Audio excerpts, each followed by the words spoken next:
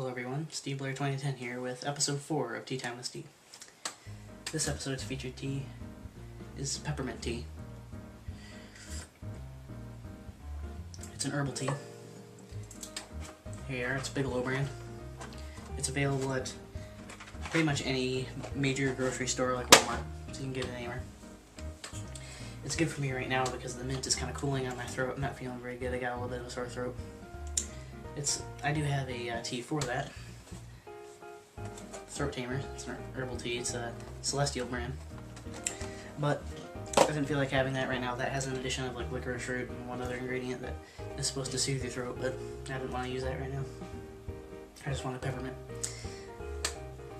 But today's episode is going to be about Equestria Girls. I saw the movie yesterday. I watched it again earlier, so it could be fresh in my mind for this. I meant to actually film it yesterday, but it didn't happen, didn't pan out. But anyway, I went into this completely blind.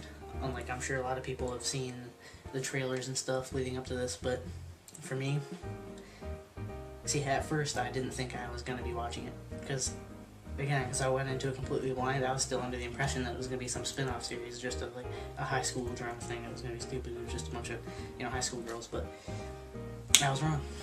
I was talking to a friend of mine, Dan, on Facebook chat. You guys may know him as Catman0111. I've referred to him before in other videos. And he said that he watched the movie, and he really liked it. He said it wasn't as bad as the haters made it out to be. So I was like, well then maybe I should give it a try if Dan liked it. And I realized that I was being just like those people that won't give My Little Pony a chance, because of just the way it seems from the outside. So I thought, that's awful hypocritical of me. I'll give it a shot. And I ended up really loving it. I loved the concept from the beginning. See, I was under the impression that they would just be humans, like I said earlier, I believe. But I love how they actually started out as ponies, and then they incorporated this alternate universe, this parallel universe kind of thing where they're all humans into it. And I love how she goes there, and at the end of the movie with the wrap-up, they're back as ponies. That's something I really loved, that they didn't end it on the note of humans. I'm not saying that humans are necessarily a bad thing, now that I've seen the way DHX Media did that. The way that they, what's the word I'm looking for, incorporated humans into the story. It was really good, and you know what? Just like a lot of people, I was skeptical. But if you look at it, things that have happened in the past, in the show, like the addition of another alicorn, that was the royal wedding thing. That's just one big example, and giving Twilight wings. All this stuff that we're so skeptical of, it happens and it turns out great. Are we really ever surprised anymore that things turn out so good? And that was my thought when I was surprised how good this panned out. I thought to myself, well, DHX, I almost did it again, Media, and they know what they're doing. They have great writers there, they have great animators. They're just very talented. So why is it that, it's just, it seems to me that we shouldn't be surprised by their talent anymore. Another thing I really liked was that, you know what? I just thought of something. If every pony has a human parallel in that universe, you would think that Sunset Shimmer would have had a human parallel when she went into that human universe. What happened to the original human version of her? What happened to the original human Sunset Shimmer? Think about it. Sorry, I just had that thought, but I really liked the whole concept of every pony has a human version. I really enjoyed that. Oh, excuse me, I'm just my throat. Ugh, okay. Anyway, excuse that cut. Okay, so I really enjoyed the concept of that the other 5 of the main 6, not Twilight, weren't friends when she went there. It wasn't like they had the main 6 minus Twilight already, and then she just joined in. It was like they had that reuniting kind of thing where they all got to know each other again. it was sort of like, especially with the Fluttershy scene, it was sort of like a repeat of the very first episode when Twilight was first being introduced to the others of the main six. I really like that. It kind of gives that whole... It is kind of just like, it gives you that whole feeling of the beginning of a new kind of series because of the fact that they're human, so it's, you know, it's a good introduction back into that that whole thing, a good throwback too. Especially with the Fluttershy scene. That was really good.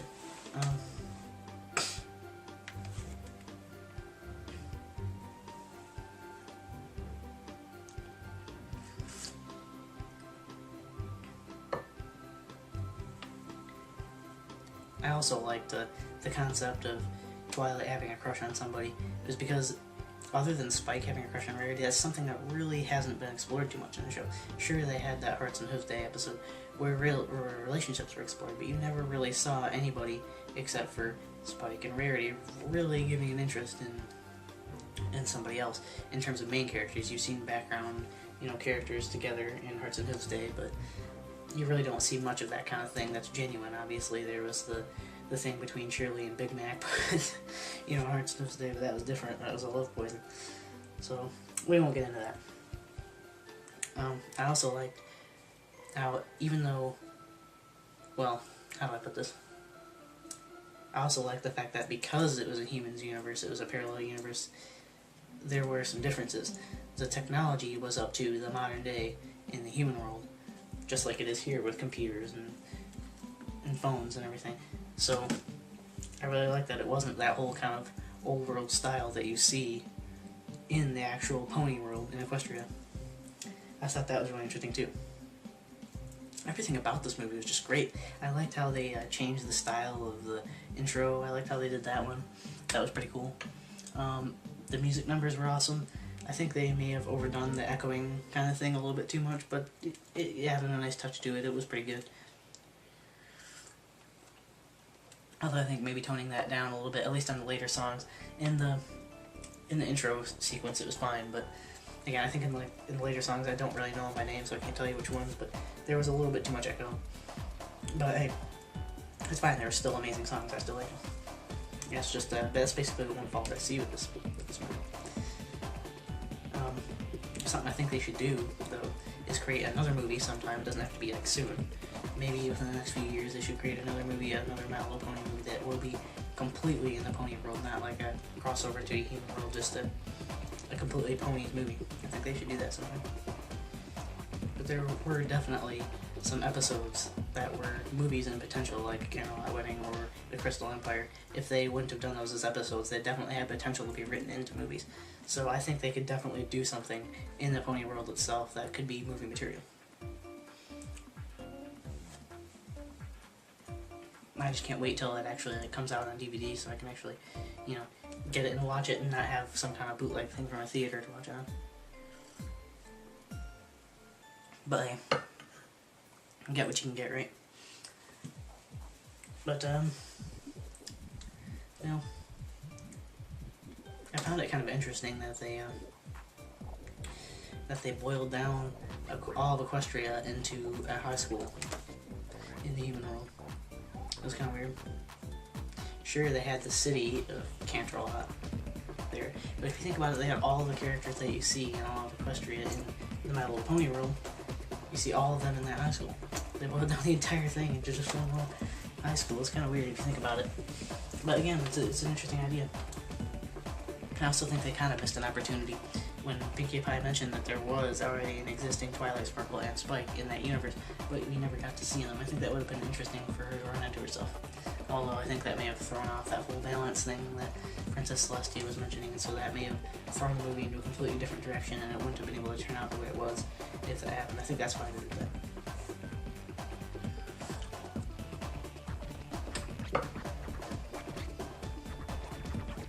I also thought it was interesting that an element of harmony can actually give power to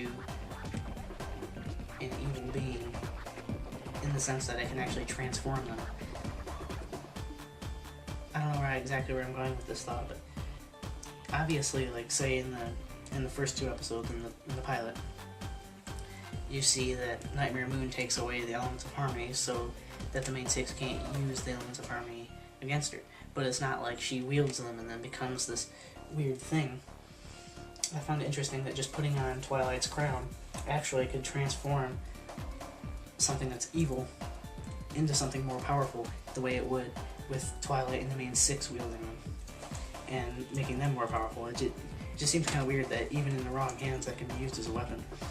But I suppose with the main six around, again, they can disarm the weapon even though it is in the hands of the... I don't know, the elements of harmony are weird things. They are.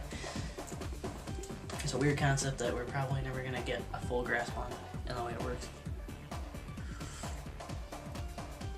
I also like how it's a power that destroys the evil within the enemy and not necessarily destroying the enemy. It's an interesting idea, although I believe, again, like, because it's a children's show, I think that's the reason that they couldn't have the enemy being destroyed. They have to destroy the evil, so, you know, no one's killed, because it is just a kid's show after all, and a kid's movie. So I guess they gotta do that kind of thing, you know, but still, you know, that actually makes me think.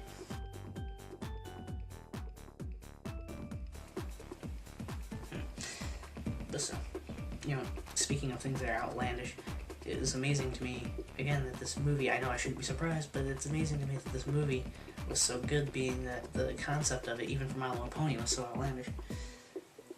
But I guess it just boils down to DHX Media and know what they're doing. I really can't wait, again, for the movie to actually come out on DVD, and for the fans to talk to the production team more about it, you know, so we can get more of that behind the scenes kind of thing. That'll be kind of cool to see what went into this, you know, because right now we know the movie, we've seen it, but we don't know what went into it. We don't know what's behind it. So that would be really cool to get more of that information, and I'm sure we'll get it soon. It's just right now that it's still in theaters, and all that exists out on the internet is bootlegs from the theaters, you know, people filming the screen.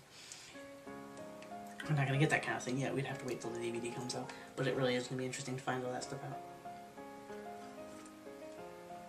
Just as it is with every episode.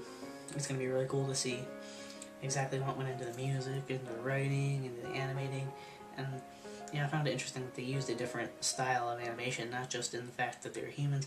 I'm talking about in the fact that it was sort of like, geez, what episode was that? Spike at Your Service, I believe, when they did the Timberwolves and like a 3D animating. I noticed in some scenes they used that whole 3D animation style, especially in the scene with the soccer match between Rainbow Dash and Twilight. I noticed there was some of that 3D animating in there.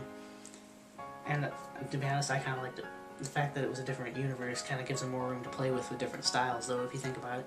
While they're more limited in the actual My Little Pony world in their animation style, because we already have a set way that things are supposed to be there. Well, this new world, you know, it can be built any way that they want because it's a brand new concept. So I really like that. It's not as jarring as it would be to see something like that in the actual world of ponies, where we saw the Timberwolves in the 3D animating.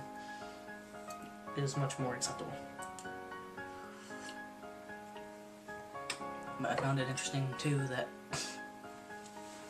a lot of the human versions of the ponies kind of kept their color hue, while others kind of seemed just like normal skin color. I really found that weird. How it seems like the main characters kept at least a little bit of their color hue, while all of the kind of background characters that we see we could still recognize, but they weren't main characters. They kind of had a normal skin color to them.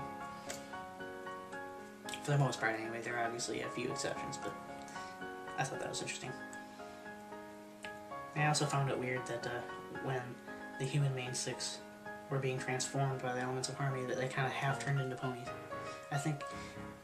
I have a theory on that, and I think it might be that the fact that the elements of harmony are originally from the pony world, and the fact that they were being used there in the human world kind of half transformed them into the pony versions, because that's the world that they came from. That's the world that the elements of harmony are from, is from the pony world. So it would stand to reason that they would actually be at least partially transformed into what the elements would normally be used on, or with, I should say.